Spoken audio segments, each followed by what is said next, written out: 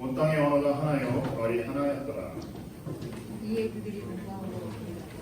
하늘 한지를 갖다 거기에 보여서 서로 말하되 자 벽돌을 만들어 경도에 굽자 하고 이에 벽돌로 돌을 대신하여 하며 역청으로 진흙을 대신하고 또 말하되 성읍과 탑을 건설하여 그 탑 꼭대기를 하늘에 닿게 하여 우리 이름을 얻으되고 하나님의 되어 설정을 받아 장관들이 여호와께서 사람들이 건설하는 그 성과 탑을 보려고 내려오셨더라.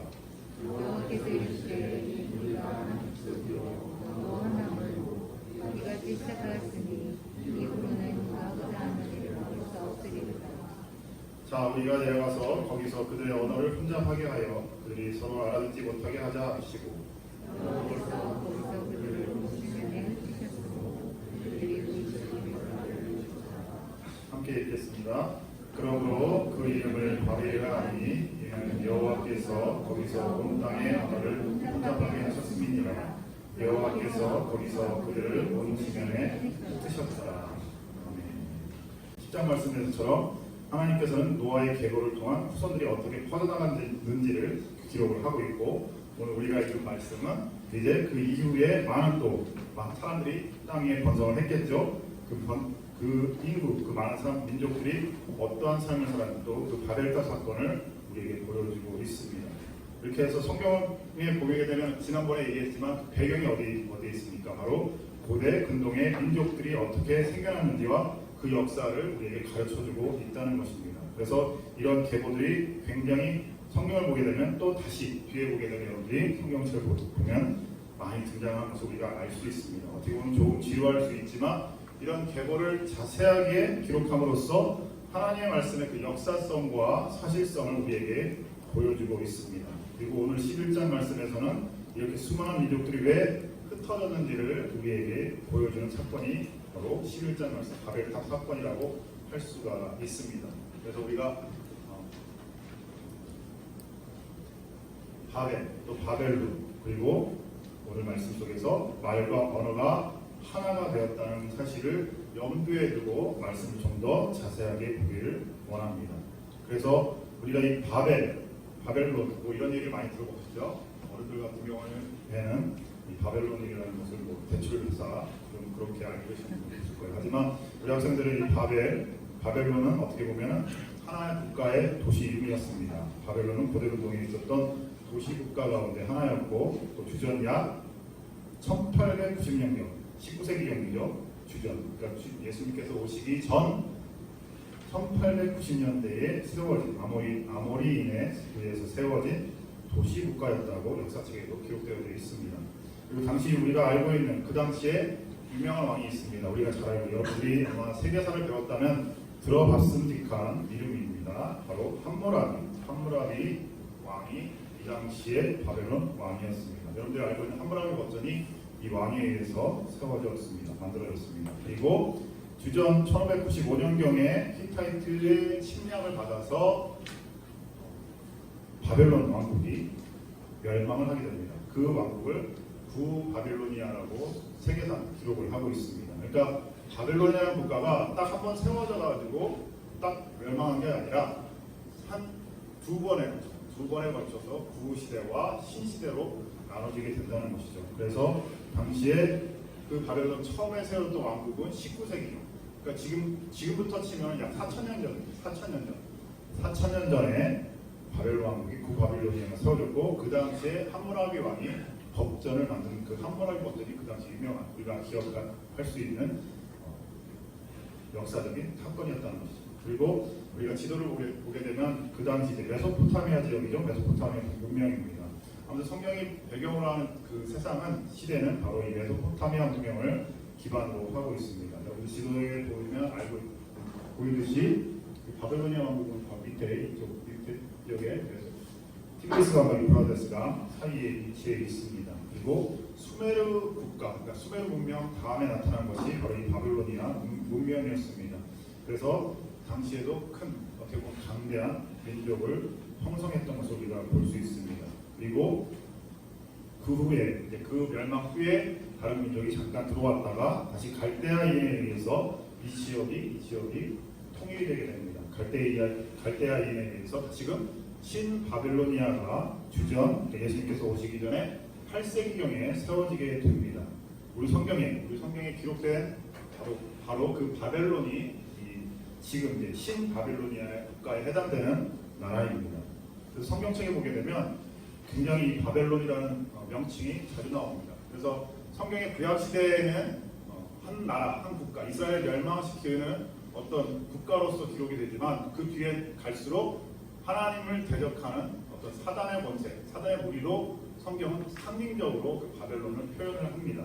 그래서 바벨론 하면은 약간 부정적이고 좀 하나님 보시기에도 약간 안 좋은 어떤 국가의 대표적인 상징물로서 표현이 되고 있다는 것을 우리 학생들이 알았으면 좋겠습니다. 그래서 신의 문, 그러니까 바벨이라는 뜻에는 신의 문이라는 의미가 있고 거기에는 또 흩어지다라는 뜻이 있다는 것. 그래서 그 당시 사람들한테는 이 바벨이라는 것이 긍정적이었어요. 신의 문이라는 의미를 담고 있어서 그 나라를 통해서 하나님께 어떻게 보면 그들이 믿는 신 앞에 나갈 수 있는 어떤 대표성을 지니고 있었지만 하나님 보시기에는 그들이 흩어짐을 당할 정도로 안 좋게 우상을 숨기는 국가였기 때문에 하나님께서는 그들을 안 좋게 보셨다는 것입니다. 그러니까 성경은 그렇게 해석을 하고 있습니다. 이 그림을 본 친구들도 있을 것이고 또 이 그림을 또 처음 보는 사람들도 있을 것 같아요. 아무튼 이것은 이제 중세 시대 때 화가가 그린 그림입니다. 바로 브리겔이라는 작가가 그린 작품인데 어떻게 보면 이 사람도 당시 자기가 살고 있던 시대를 배경으로 그림을 그릴 수밖에 없었을 거예요. 그래서 그림을 자세히 들여다보면 당시 중세 시대의 어떤 도시 풍경과 사람들의 복장을 볼 수가 있습니다. 아무튼 이 1563년경에 그려진 그림이니까 바벨 그런 어떤 바벨론이 세워졌던 시기와는 적어도 한 2000년 이상의 차이가 나겠죠. 아무튼 그 시대를 살아본 적이 없고 이 사람도 성경 말씀을 근거로 해서 당시의 시대상을 반영을 해서 이 그림을 그렸습니다. 여기에 나타나 있듯이 바벨탑, 인간이 만들어낸 바벨탑, 어떻게 보면 완성되지 않은 모습입니다. 그러한 모습을 통해서 인간 안에 있는 내면에 있는 어떤 인간 위에 서고자 하는 욕망을 표현한 그림이라고 할 수가 있습니다. 인간 안에 있는 어떤 다른 사람들보다 우월감을 느끼고자 하는 그런 욕구가 다 있다고 예전에 얘기했었죠. 그것도 어떻게 보면 인간의 타락한 단면의 모습일 거예요. 그렇죠? 자, 그리고 이 그림은 현재 이 메소포타미아 지역이죠. 지금 이란과 이라크 지역입니다. 이란과 이라크 지역에 가면 아직까지도 이 지꾸라트라는 지역 건축물이 있습니다. 이 우르 지역에 있는 지꾸라트라는 건축물인데 지금도 현존해 있고 걸프전 때니까 미국과 이란과 이라크 전쟁 때 여기에서 전쟁을 벌였다는 이야기가 있습니다. 아무튼 여기서 단을 쌓고 그 위에 신전을 만들어서 신을 섬긴 기단 맨 밑에 있는 기초 건물이죠. 그래서 신바빌로니아 시대에는 7층의 높이 7단의 탑을 쌓고 그 위에 맨 꼭대기에 신전을 만들어서 자신들이 믿는 신을 섬겼다고 합니다. 우리 성경에도 기록되어 있지만 마르둑이라는 신을 섬겼습니다. 마르둑이라는 신을 섬겼고 그러한 모습들이 또 성경에 분명히 자세히 기록되어 있습니다. 그리고 이거는 가장 최근에 지어진 847년경에 만들어진 이라크에 지어진 첨탑입니다. 첨탑. 그래서 어떻게 보면 이 가장 그러니까 바벨탑의 모습과 가장 비슷한 모습이 아닌가 생각이 돼요. 그래서 그 모스크 알무타와 킬보 사원에 있는 나사는 첨탑이라고 하는데 뭐 바벨탑보다는 비교할 수 없겠죠. 우리는 본 적이 없지만 아무튼 성경에 기록된 대로 보면 아마 그 높이가 하늘에 닿을 듯 했다고 했으니까 굉장히 높았을 거라고 추측을 하고 그 당시에 건축 기술로 그만큼의 높이를 쌓을 때에 많은 인력이 동원된다고 추측을 합니다. 아무튼 이 탑의 높이도 60m 정도 된다고 해요. 이 60m 정도의 높이고 지금 사진을 보아서 알 수 있듯이 나선형의 그 계단을 통해서 꼭대기까지 올라갑니다. 그러니까 이라크 지역은 거의 산이 없는 지역이죠. 사막 지역이죠. 그러다 보니까 산이 없다 보니까 당시에 사람들은 그 신하고 가장 가까이 소통할 수 있는 곳이 바로 산꼭대기라고 생각을 했습니다. 그래서 많은 신전들이 높은 지형에 지어졌고 또 우리나라도 마찬가지고 그 당시 사람들, 그러니까 유럽이나 서양 사람들도 마찬가지고 높은 곳에다가 사원을 지어서 그 신과 가장 가까이 소통할 수 있는 공간을 만들었습니다. 그러니까 누가 가르쳐주지 않고 문화적으로 사람들은 신과 가까이 하기 위해서 그 탑을 쌓았고 그 탑을 통해서 신께 예배를 드렸죠. 그런데 이 바벨탑 사건은 그런 게 아니었죠. 오늘 우리가 읽은 말씀처럼 그 말씀을 통해서 알 수 있듯이 그 바벨탑 사건은 그 처음 의도 자체가 우리가 신과 같이 되자. 우리가 신과 같이 되자. 여러분 아담과 하와의 범죄의 이유가 뭐였죠? 바로 우리가 신과 같이 될 수 있구나라는 거죠. 내가 선악과를 먹어버리고 인해서 우리가 이제 하나님이 아닌 우리 자신이 신이 될 수 있구나라는 생각, 그 생각 때문에 아담과 하와가 그걸 먹으면 죽는다는 것을 알고 있음에도 불구하고 먹게 됩니다. 그런데 이번에도 인간들이 모여서 지금 이 바벨탑 사건은 홍수 사건 이후의 일이에요. 그죠? 홍수 사건 이후에 이 사건을 통해서 그럼에도 불구하고 이들은 깨닫지 못하고 하나님과 우리가 신과 같은 동등된 자리로 올라가요. 그래서 연합을 해서 탑을 쌓게 되는 것입니다. 근데 우리가 이 말씀을 통해서 또 오늘 말씀 속에 나타난 것, 말과 언어가 하나가 되었다는 것을 또 주목해야 됩니다. 오늘 말씀에 나타난 것처럼 당시 인간의 언어는 하나였습니다, 여러분들. 하나.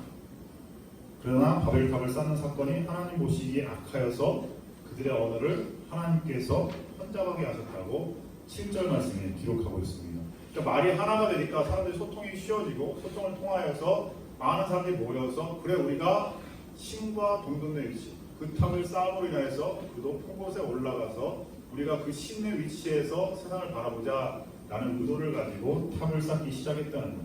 그러면서 그러므로 인하여서 이들의 악함을 보신 것이죠. 하나님께서.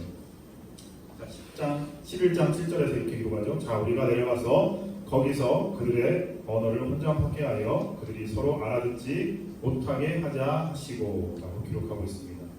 이 사건을 통해서 결국 10장에 기록되었던 다양한 민족들이 나타난다고 이야기했죠. 그러한 민족들이 흩어지게 되는 고통을 겪게 됩니다. 그리고 만약 인간들이 교만하지 않고 하나님 앞에 경외해서 살았다면 하는 생각을 하게 되는 거예요. 하나님의 말씀에 거역하지 않고 인간 스스로가 하나님과 같이 되고자 하는 마음이 없었다면 지금 우리가 겪는 고통도 겪지 않아도 되지 않았을까라는 생각을 하는 거예요. 그것이 무슨 말이냐면 여러분들 영어 공부를 하죠. 아마 이때 하나님 말씀 순종을 했다면 우리가 다양한 언어를 배울 필요가 없었을지도 모릅니다. 그러니까 지금같이 시험을 보기 위해서 공부를 할 필요가 없지 않았을까 생각이 되는 거죠. 그러나 유럽이나 같은 언어권에 있는 민족 사람들은 말을 배우는 게 쉽다고 하더라고요.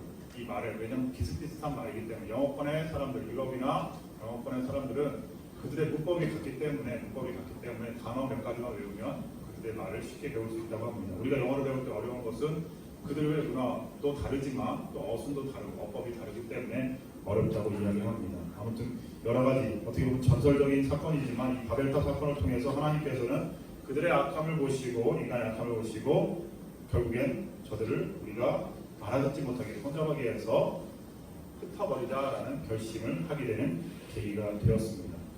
아무튼 이 사건을 통해서 우리가 또 알 수 있는 것은 이로 인하여서 언어의 타락이 왔다는 거예요, 여러분들. 언어의 타락, 말의 타락이 왔습니다. 처음 듣는 말이죠. 아무튼 이 말의 인간의 타락을 통하여서 인간의 언어가 그 이전까지 이 바벨탑 사건 이전까지는 정말로 순수하고 아름다웠다는 거예요. 그러니까 우리가 지금 사용하는 이 말들, 이 말 자체가 이 바벨탑 사건 이전에는 정말로 순수하게 하나님, 오직 신을 찬양하고 신을 경외하고 신을 찬미하는 말과 언어로 채워졌다면 이 바벨탑 사건을 통해서 하나님께서 이 인간의 언어 자체도 지금 상상할 수 없는 어떻게 보면 그 이전의 그 언어를 상상할 수 없을 정도로 타락시키셨다는 것입니다. 그래서 이 사건을 통해서 인간의 말이 더 이상 하나님을 어떻게 보면 더한 찬양과 찬미로 나갈 수 없게끔 만들었다고 하는 것입니다. 그럼 여기서 한번 질문을 해보겠습니다. 우리가 사용하는 언어들은 정말로 아름다운 것. 특별히 또 중고등학생 시절에 사용하는 여러분들의 언어는 어떻습니까? 우리 학생들이 사용하는 지금 친구들과 일반적으로 나누는 그 대화 속에 있는 말의 언어들은 어떤가요? 어른이 되면 물론 그 말 자체, 쓰는 단어 자체가 바뀌지만 목사님도 마찬가지고 여러분들끼리 있을 때의 언어 사용하는 것은 굉장히 함축적이고 또 은어들을 많이 쓰는 경우가 많이 있죠. 그리고 속어도 비속어도 많이 쓰게 됩니다. 영상 하나 보겠습니다. 영상 하나 보고 계속 말씀 나누도록 하겠습니다.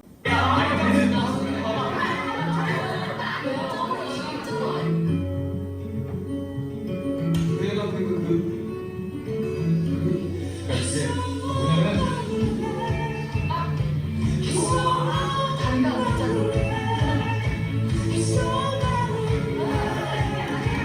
당신은 어떻습니까?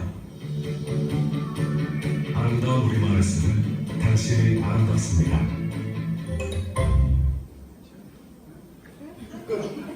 짧죠? 네, 홍보 영상이라서 굉장히 짧습니다.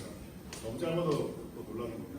자, 이 영상에 속에 나와 있는 것처럼 어떻게 보면 그 지나친 지금 모르겠어요. 예전에 뭐 불과 5, 6년 전이죠. 그때만 해도 학생들의 그 말을 가만히 들어보면 욕설도 들어가 있고 은어도 많이 들어가 있고 지금도 마찬가지겠지만 여러분들 나이 때는 아마 그렇게 친구들끼리 소통하기 위해서 많이 사용들을 하는 것 같아요. 그러다가 어른이 되면 그러한 모습을 버리게 되지만 그 당시에 여러분들이 쓰는 그 당시의 언어들을 자세히 들여다보면 우리의 또 어떻게 보면 민낯을 볼 수가 있습니다. 어떻게 보면 학교에서 그런 것을 가르쳐줘야 되지만 여러분들 문화이기 때문에 그것에 대해서 많이 어른들이 터치를 안 하는 것 같아요. 아무튼 인간의 언어는 사실은 아름다운 거예요. 여러분들. 인간의 언어는 굉장히 아름답고 인간의 언어의 내용들을 그 미사오들 아름다운 그 표현되어지는 그러한 단어들을 보게 되면 굉장히 지금도 아름다운 말들이 많이 있습니다. 그런데 사실은 인간이 타락하기 전에 또 언어가 타락하기 전에는 그 모든 말들이 하나님을 찬양하는 일에 집중되도록 하나님께서 창조하셨다는 것을 성경은 말하고 있습니다. 그리고 다양한 문학 작품들, 여러분들이 보고 있는 문학 작품들이 있을 거예요. 그런 문학 작품들 속에 나타나는 그런 단어나 언어들을 보게 되면 거기에 보면 굉장히 아름다운 단어들이 많이 있음을 알 수가 있습니다. 사실은 그러한 모든 것들이 무엇을 찬양하죠? 하나님께서 창조하신 창조물들을 창조하게끔, 찬미하게끔 또한 기록되어 있습니다. 사실 그들이 묘사하는 그 모든 것들이 사실은 이 천지 만물을 창조하신 하나님의 창조물을 찬양하는 것입니다. 그래서 여러분들이 좋아하는 뭐 시라든지 여러분들이 좋아하는 뭐 노래의 가사들 그런 것들도 사실은 아름다운 말들로서 채워져 갈 수 있는 것이죠. 그래서 우리가 어떻게 보면 뭐 비속어를 쓰는 것이 좀 멋있고 은어를 쓰는 것이 좀 뭔가 있어 보이기도 하지만 비밀스러운 대화를 하는 게 좋을 것 같다고 이야기하지만 사실은 그것은 인간이 창조해낸 보완해낸 것들이고 사실 하나님께서 우리에게 주신 언어의 본질은 그것이 아니라는 것을 알았으면 좋겠습니다. 그래서 성경엔 각 나라의 언어가 다양해진 계기를 하나님의 진노의 결과라고 우리에게 가르쳐주고 있어요.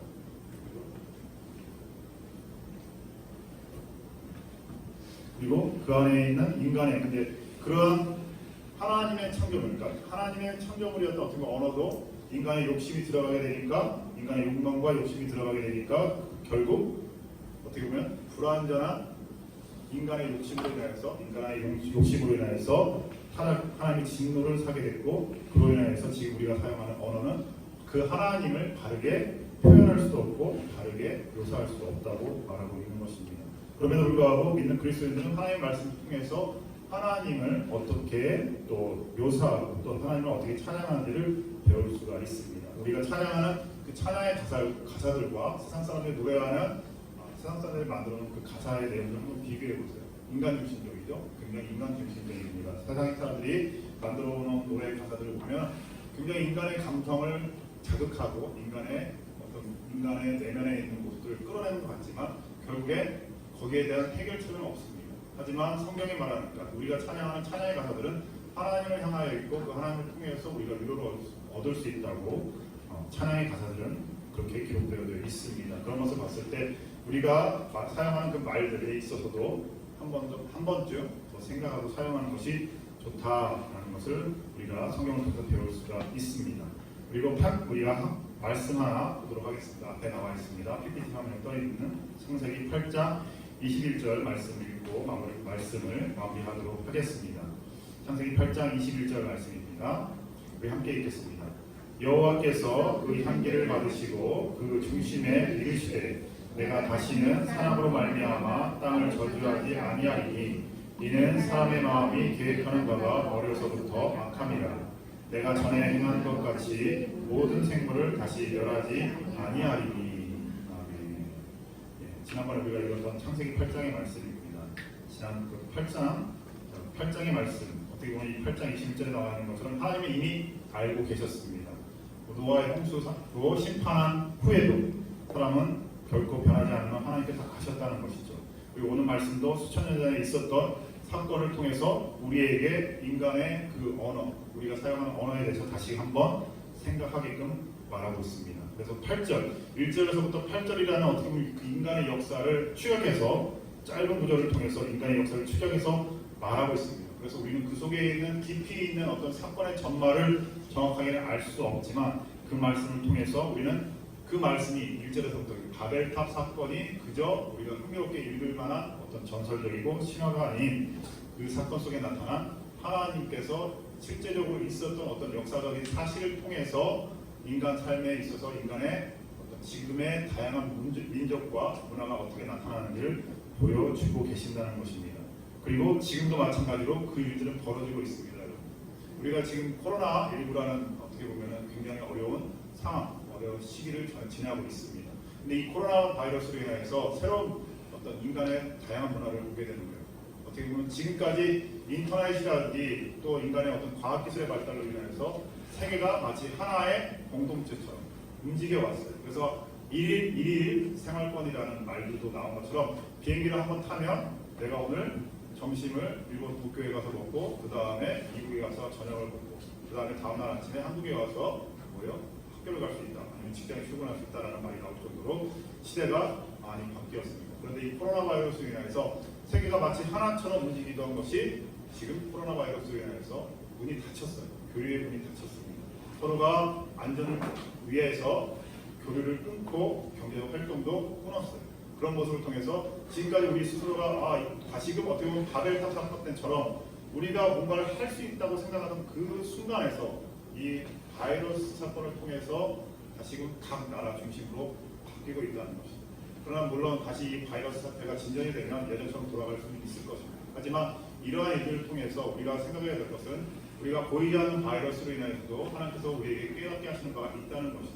물론 이것을 우리가 믿는 사람이기 때문에 물론 하나님께서 행하셨다라고 말할 수 있지만 그렇지 않은 사람들에게는 우리가 말하는 것이 이해가 되지 않을 수도 있습니다. 물론 나중에 훗날에 또 몇십 년이 흐른 후에 우리의 후손들이 어떻게 평가할지 모르겠지만 우리가 이 일을 통해서 또 알아야 될 것은 인간은 교만해서는 안 된다는 것. 신을 믿든지 안 믿든지 거기에는 항상 우리가 겸손함으로써 인간이 스스로가 높아지는 것이 아니라 정말로 사랑해야 될 우리가 서로가 사랑하면서 평등하면서 그 안에서 함께 도와야 될 존재라는 것입니다. 그랬을 때에 하나님께서는 그 안에서 역사하시고 그것을 통해서 하나님의 나라를 세워가시길 원하신다는 것입니다. 여러분들이 살고 있는 세상은 앞으로 그 미래에는 어떠할지 우리는 장담할 수 없습니다. 그러나 이러한 코로나 바이러스 같은 사태가 또 일어나지 말라는 법은 없어요. 그러나 우리가 항상 깨어 기도해야 될 것은 우리가 앞으로의 그 삶 속에서 항상 우리가 믿는 하나님이 그 지연의 성경 속에 머물러 있는 존재가 아니라 정말로 우리의 인간의 역사 가운데 관여하시는 살아있는 하나님이라는 것을 의심치 말길 바랍니다. 그리고 그 하나님이 계심을 알 때에 우리는 그 안에서 더 뜨겁게 기도할 수 있고 예배할 수 있다는 사실입니다. 그것이 우리의 겸손이고 우리가 겸손할 때에 하나님은 우리를 통하여 역사하십니다.